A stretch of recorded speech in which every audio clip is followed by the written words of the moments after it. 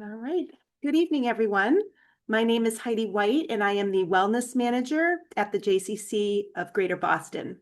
Special thanks to Hebrew SeniorLife and Rehabilitation for their partnership and for helping to coordinate tonight's presentation, L'chaim, End of Life Care as the Ultimate Way to Honor Life, with Shoshana Savitz, Leslie Orlinsky, and Dr. John Halporn. Shoshana is a licensed clinical social worker at Hebrew SeniorLife Hospice, where she also serves as bereavement coordinator. She has over 30 years of experience as a medical social worker in healthcare settings, including the VA, Massachusetts General Hospital, and Leahy Clinic, as well as in the Jewish community at Jewish Family Services in Framingham, Massachusetts. Leslie is the volunteer manager at Hebrew SeniorLife Hospice, where she has served in that role for several years. She has nearly 20 years of experience managing volunteers to provide accompaniment to older adults in the community at Hebrew SeniorLife and previously at Jewish Family Service in Framingham, where she helped co-create the Patient Navigator program. Dr. Halporn is the hospice medical director for Hebrew SeniorLife and a palliative care doctor at the Hebrew SeniorLife rehabilitation units in Dedham and Roslindale. Prior to joining HSL in November, he was the palliative care physician at Faulkner and Brigham and Women's Hospitals and at Dana-Farber Cancer Institute. He came to palliative, should have practiced that word first, palliative care mid-career after working as a primary care doctor and at inpatient hospitals. So just a few housekeeping items about tonight's format. This is a webinar style format, so we can't see, we can't hear you. Please use the Q&A feature at the bottom of your screen to submit questions. I'll be monitoring the Q&A and our presenters will answer questions after each of them present and at the end of the presentation. And so with that, Shoshana, I'll turn things over to you. Thank you, Heidi. I guess I'll just and glad to be here with everybody today and to present this important topic. We're going to start with some myths about hospice, and I just want to just review a little bit about what tonight's presentation is going to look like. We're going to start with these myths and do some myth busting, and then we will go on to talk about a little bit about. The meat of the presentation is, why hospice is really very much aligned with Jewish values. And then we will talk about when to think about going on to hospice. And lastly, we will talk a little bit about Hebrew SeniorLife and the organization in general and how we fit into that organization. And then we will have some time for some questions and answers at the end as well. So we will start with some myths about hospice. And the first one is, it's only for the last weeks of your life. So a lot of people think that you go on to hospice at the very end and we're taking care of you. We really look at that last portion of your life as longer than just the last weeks. Hospice is set up and designed for people who have a prognosis of 6 months or less. But that's not to say people do not stay on much longer. As long as you continue to meet criteria to stay on the hospice, we can recertify and people can be on for longer. So the next myth, which is very similar, it means death is imminent. Again, it doesn't mean that you don't have to sign on to hospice right when you're actively dying. Many people sign on to hospice when someone decides not to pursue a cure for a terminal condition and treatment is no longer effective. Also, people will decide they no longer want to go to the hospital and they want care to be in home. And earlier enrollment really provides better symptom management. We believe hospice care supports the entire last chapter of a patient's life. It's helpful to start hospice earlier in the progression of a terminal illness. We really get to know our hospice patients and families better when we have more time, which really provides better care, and our hospice patients get to know us better and trust us. So we really do like it when people sign on earlier. The next one is, it's mostly pain relief through medications. So hospice certainly does include pain relief through medications, but it includes a lot more. Um, our services include physician-directed care teams. Dr. Halpern is our medical director. It does include medications, supplies, equipment, which very often are, or most of them are included in the um, payment through Medicare, but we also have a lot more. Our teams include social workers and chaplains, which really support the whole team. And we also have wonderful volunteers. We have alternative complementary therapies like music therapy. We have pet therapy. And it really is a whole array of care. And after somebody dies, the family has a year of bereavement services for families and friends, which is included.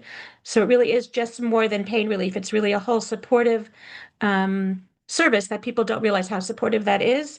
As Rabbi Joel Barron, who is one of our HSL chaplains and worked in hospice for a long time, says, hospice care is about having the most meaningful last chapter of life possible. So our next slide. Our next myth that we're going to do a myth busting is hospice is for people who don't need a high level of medical care. So the care is in the home, but hospice is serious medicine. We have very highly experienced physicians and nurses and social workers and chaplains and volunteers who who provide care. Most hospices are Medicare certified, requiring that our personal care are experts in symptom control. Hospices offer state-of-the-art palliative care using advanced technologies to prevent or alleviate distressing symptoms. It means moving out of your home. So hospice is a service, it's not a place.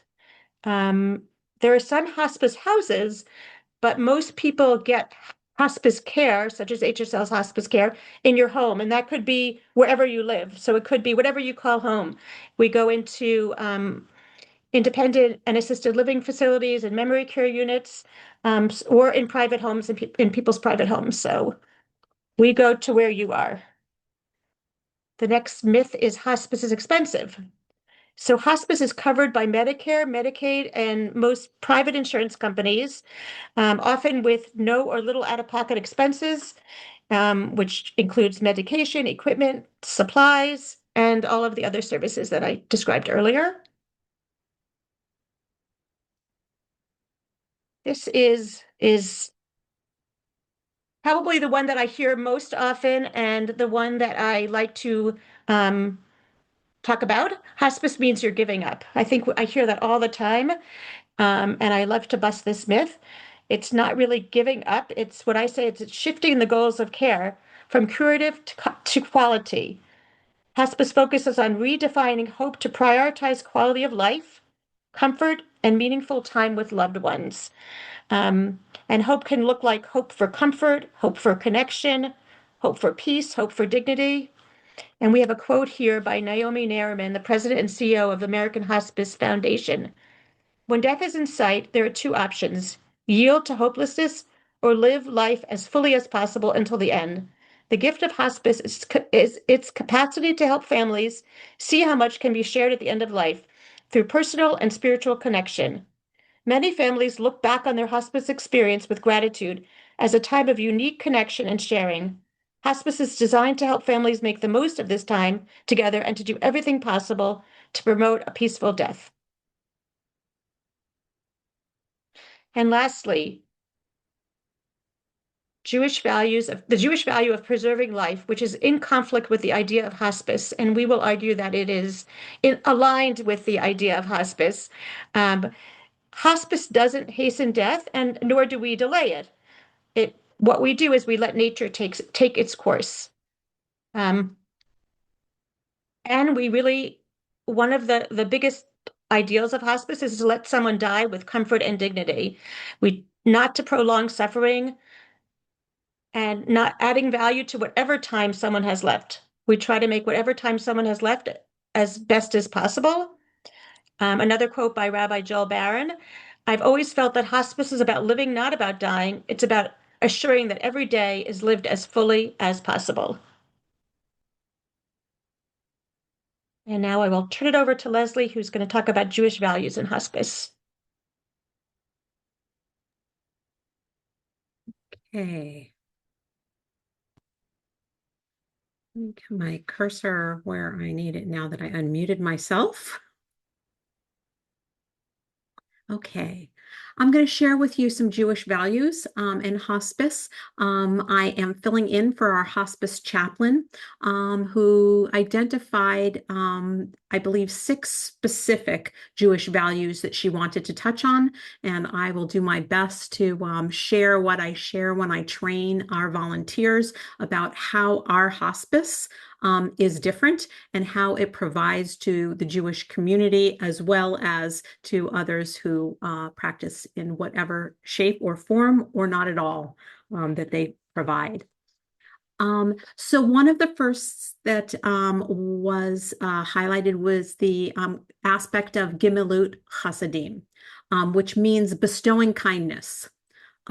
It involves giving of one person's time, effort, and presence rather than just monetary support. The actions can be offered to anyone, including the wealthy and even the deceased. Some common examples include visiting the sick, feeding the hungry, welcoming guests, supporting the bereaved, and offering comfort or a helping hand. It's a core Jewish value aimed at repairing the world, tikkun olam, through personal, compassionate action. And while tzedakah is often seen as a duty, like giving money, Gemilut Chasadim is considered a higher form of service because it involves personal, heartfelt, and often more time-intensive care. The next one highlighted, which would be Pekuach Nefesh, is a fundamental Jewish principle requiring the preservation of life above almost all other commandments. In hospice, this translates to maximizing comfort, pain management, and dignity, as Jewish law prohibits hastening death, but allows withholding interventions that would only prolong agony without curing. So all measures to treat pain, even if they indirectly shorten life, are permitted to reduce suffering, as life is considered precious. Jewish hospice care focuses on ensuring respect for the body and spiritual needs. Decisions regarding end-of-life care are finding the balance between Pekuach Nefesh and the comfort of the patient, doing as much as can be done to reasonably prolong life, but not to unnecessarily extend a painful dying process. So if no cure or remission can be achieved, nature can be allowed to take its course with compassionate care focused on pain management.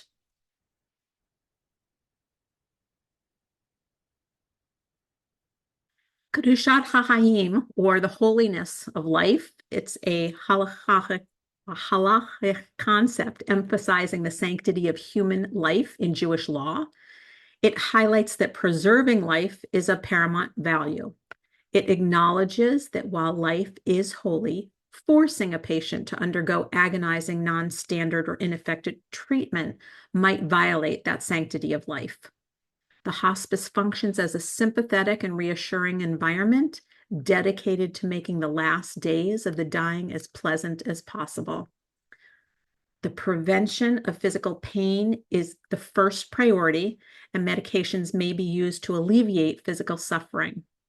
Hospices emphasize the prevention rather than the mere control of pain through vigilant monitoring and by the tailoring of drugs and their dosages to patients' individual needs. Patients in hospices receive moral support from the staff or patients and their loved ones as well, and a variety of measures are used to further their emotional and spiritual well-being. Achnasat Orhim is the core Jewish value mentioned 36 times in the Torah, emphasizing welcoming, guests, including strangers, and those in need with honor and warmth. In a hospice context, this translates to creating a comforting, respectful environment for patients and families, addressing emotional and spiritual needs alongside physical care. Similar to hosting guests, this involves being a loving, present force, providing comfort and fostering trust. Support for loved ones, ensuring the family feels supported during difficult times, and spiritual support, offering comfort, which might involve pastoral care or rituals for those nearing the end of life. Let's move over to the next slide. Oh, except my other slide notes are on here, so let me read them from here. About Bechor Cholim, visiting the sick.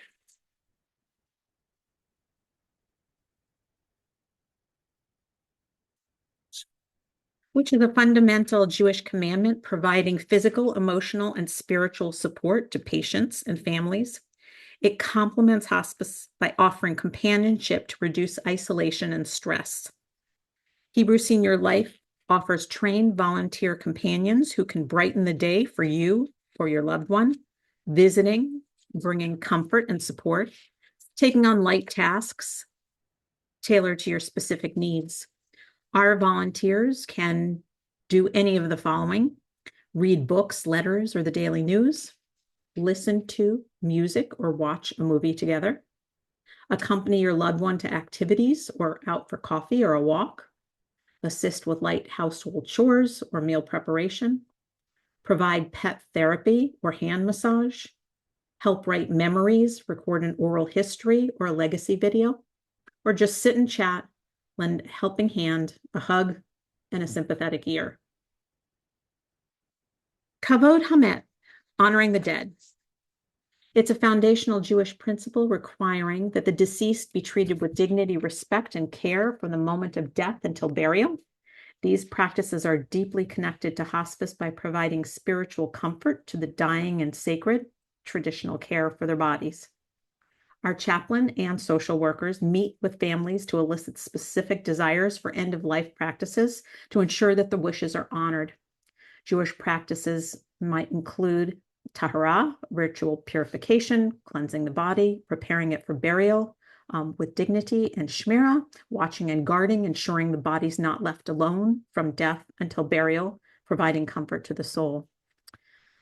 Our volunteers offer shalom care to families and provide specially trained volunteers to provide that support for families and patients who are expected to die imminently within a 24 to 48-hour period.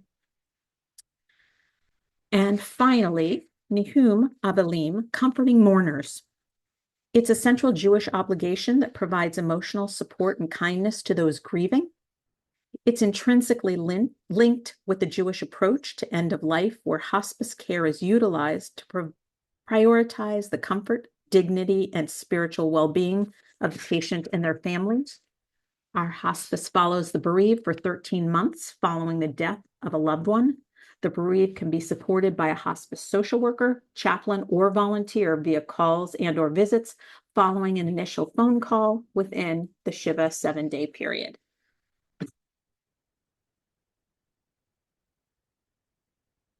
And with that, I will turn it over to John to talk about when to consider going on hospice. Okay. Thanks, everyone. Thank you for inviting us, Heidi. There are a lot of questions that people wonder about. And one of the things that we do, both in palliative care and hospice, is that we normalize speaking about things that are often taboo or frightening. And although it's kind of a oversimplification, we all are going to die one day. And the more we can think about it, plan for it, our families, our physicians, our caregivers know how we want to be cared for and what's most important to us. So let me show you some information about what we're talking about. What is a hospice program? You may have heard about palliative care. How are they different? how do I get from where I am to those places? This is just a graphic about where palliative care and hospice fit in medical care. So that bumpy blue curve there, it's time on the horizontal axis. And most of our patients are diagnosed with some illness that's life-limiting. Some are very rapidly life-limiting, like an aggressive cancer. Others are extremely gradual, dementia, Parkinson's disease, and even some cancers that are slow. But there may be months or years of up and downs with that illness, particularly congestive heart failure, where people can be hospitalized twice in 2 months and then have a good 9 months, and then it happens again. Somewhat predictable, but also, as many of you probably have experience with your friends or relatives, somewhat unpredictable. Even if you do everything right, you still get into trouble. We hope that your medical care providers help you talk about prognosis. What's going to happen to me? Or what is happening to me? I used to be doing so well. Now life is getting harder for me. I have less stamina. I'm more short of breath. I need to rest more often. I'm more uncomfortable. That usually leads to a conversation about the reason you're experiencing these things is because your illness is doing these things within your body, and this is the reaction that you have. And this is where people start to wonder about, well, how long can this go on? Or what's life going to be like when those things get worse? And what am I going to do? Where am I going to live? Who's going to help take care of me? That dark blue vertical band, the last 12 months there, often is when palliative care, which is much of what we're talking about, speaking about diagnosis, working on symptom control, becomes the most intense. The change to hospice is somewhat arbitrary on the 6-month prognosis point, and that is structured on the way Medicare has created hospice. It is a program for people with a predicted survival of 6 months. Now, as Shoshana said, you can outlive that. The record is years, actually, but the medical team at hospice has to determine that it's likely that this patient has 6 months or less. Once that point is reached, a patient becomes hospice eligible, and then you can get these services that we've described. And we are an example of a hospice organization. There's many in our area that you may have heard about, or they're on national public radio advertising. You see their billboards. So it's a competitive group of organizations in our area. The 6-month period from advanced disease until the end of life is when people are eligible for hospice. There's no requirement that you enroll in hospice. The average enrollment in hospice nationwide is something like 3 or 4 weeks. People who work in hospice really believe that 3 or 4 months would be much better because you have a lot of symptoms during that time. You've already crossed a point where you can't make much progress even with the best cures that are available. And so it's the time when we think we can help patients live the best that they can despite what's happening. We include the yellow section at the end in that hospice doesn't leave you when the patient dies. The bereavement part of adjusting to the loss of a loved one. I mean, we stay with people for 12 or 13 months.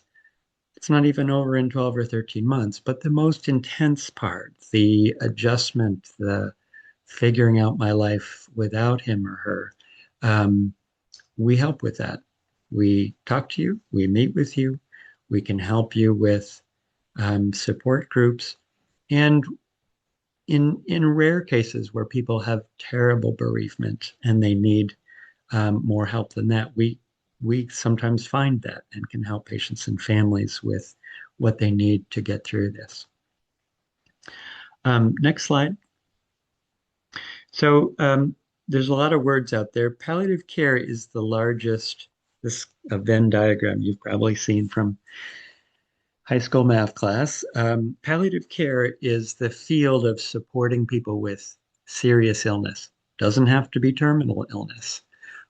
Palliative care providers take care of patients that have lifelong illnesses that may not be terminal. An extra layer of support, careful focus on symptom management, and talking about what do I want, what's most important to me, what's hard about my life, which things can be fixed and which can't.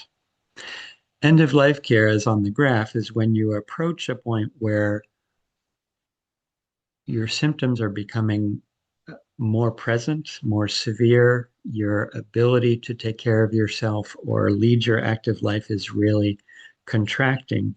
And you can predict decline. You can see, boy, a month ago, I was a lot stronger than I am now, and I am worried that this is going to keep going. Hospice is a model for delivering end-of-life care, and it's somewhat bounded by what Medicare allows us to do.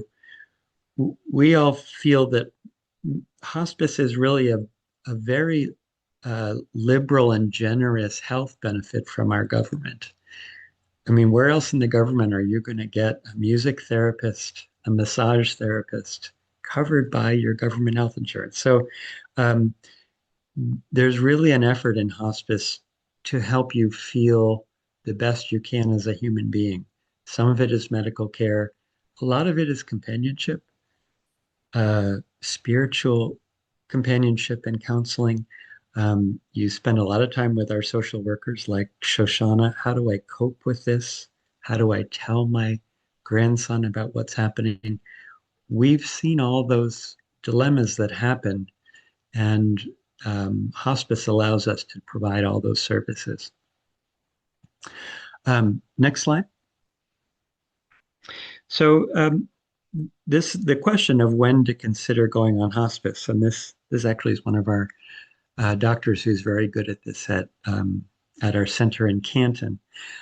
The important things to think about with hospice is when illnesses are no longer curable. And the question of, well, often comes up in cancer as an example. There is treatment that is helpful and may have a benefit to me, but I cannot be cured. I have advanced cancer.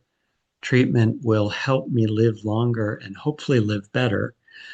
That is kind of the threshold in which you also are eligible for hospice. And you may hear, and it's generally true, that you can't both pursue disease treatment and hospice at the same time. And so there's a lot of decision making in there in which we don't want the disease, the treatment to be worse than the disease. That is the point at which people say, you know, I think it's time for hospice for me. We have a particular level of experience based on our population with the very elderly. I think our average age is in the high 80s. And we have many patients with dementing illnesses, Parkinson's disease, advanced heart failure, kidney failure, and plenty of cancer patients as well. Next slide. So the qualifying for hospice, the way we approach this, we get a call either from your doctor or from you or your family member. And often the questions are, can we get hospice? Or what do you provide and when? And we talk on the phone with one of our nurses. And then we often will make a visit to the patient's home and talk about and learn about their illness and their condition. We have to make a decision, this Medicare rule about the 6-month average prognosis. So we make an assessment there of, is the patient eligible? We describe what we provide, and then patient and family decide, do I want this now? Do I want to hold it for when I need it, which may be a week or a month or 6 months later. But we help you figure out if you're eligible, and if so, we can enroll you. You may have heard about palliative care at home, and there are some hospices and medical practices that provide people like us that aren't in a structured hospice program, but before patients are eligible for hospice, they can get visits at home to help them with coping. It's not quite so um, all-encompassing, prescribing medicines, medical equipment, and regular visits, but there is a way to get palliative care when hospice isn't, when it's not quite time yet. Um, we have these, we say private insurance plans at the bottom because for people who are not Medicare patients, younger, almost every private insurance plan, including Medicaid plans, also include hospice care. So someone who's younger who has a qualifying illness can get equivalent hospice care as well. Um, Next slide.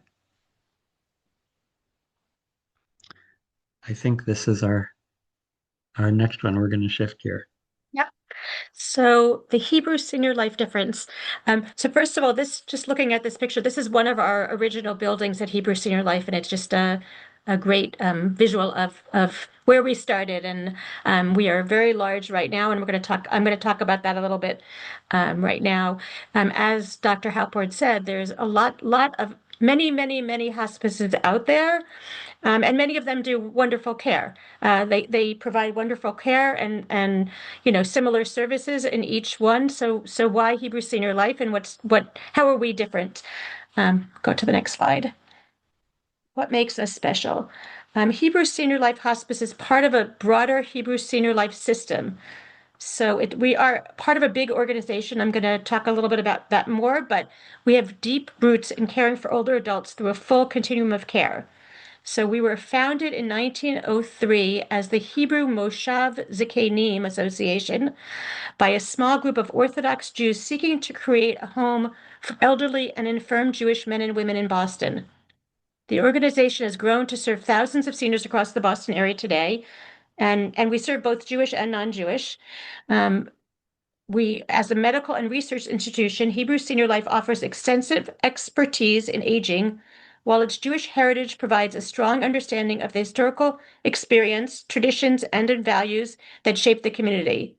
Guided by a commitment to honor and respect elders, the organization strives to support independence, improve the aging experience, including end of life, which is a priority, and uphold the value of tikkun olam, the responsibility to help heal the world.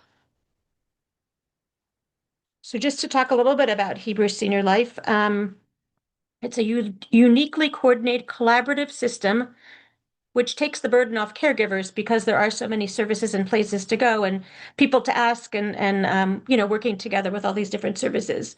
All the services described today with palliative care and hospice, plus there's outpatient rehab, geriatric primary care, short-term rehab, hospice care, and more, which I will go over the next slide.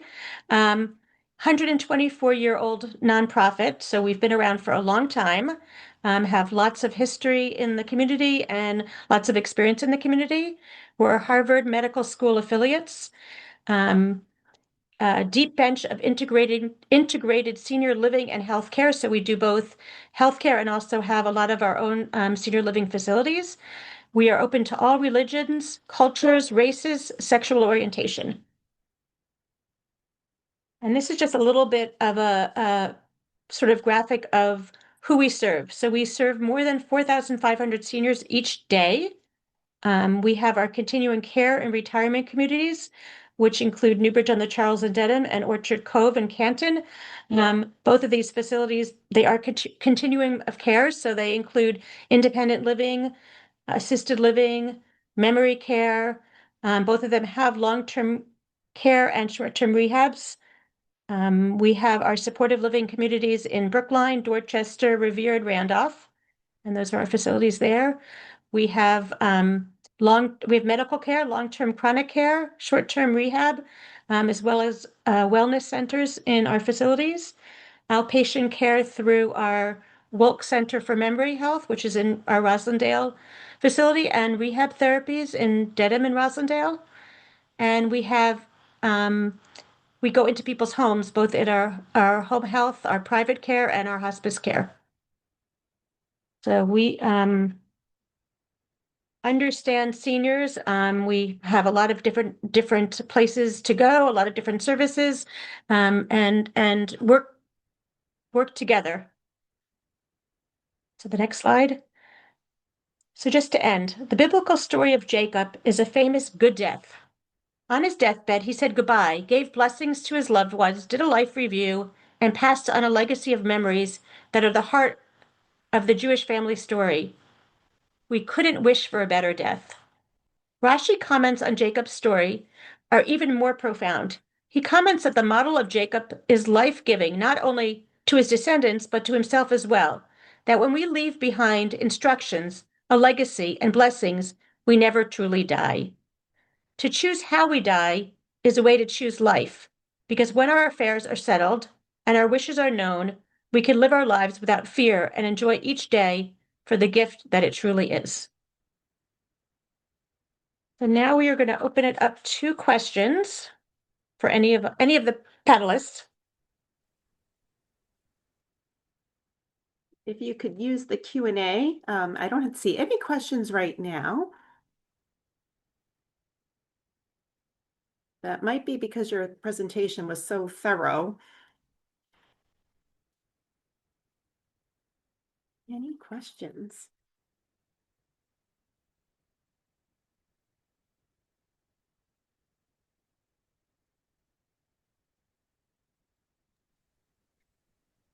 If anybody has any questions, after tonight, feel free to reach out to Hebrew SeniorLife Hospice, and there are always people there to answer your calls, to answer questions, to help guide you.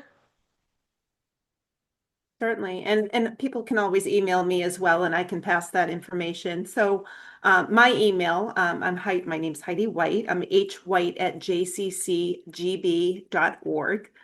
And thank you so much, Shoshana, Leslie, and Dr. Halporn for sharing this important information in such a beautiful presentation on end-of-life care as the ultimate way to honor life. If you would like to watch the presentation again or share it with someone who might benefit, we will be posting the recording on the JCC Greater Boston website. And again, if you have any questions about JCC Greater Boston's programs, you can also email me. And so thank you, everyone. Oh, actually, we got one question. Can I get a copy of the presentation? And so if I'm able to share slides, I will talk to Hebrew SeniorLife. And if we are able to share the slides, I will certainly email all registrants a copy of the slides. All right. Thank you, everyone.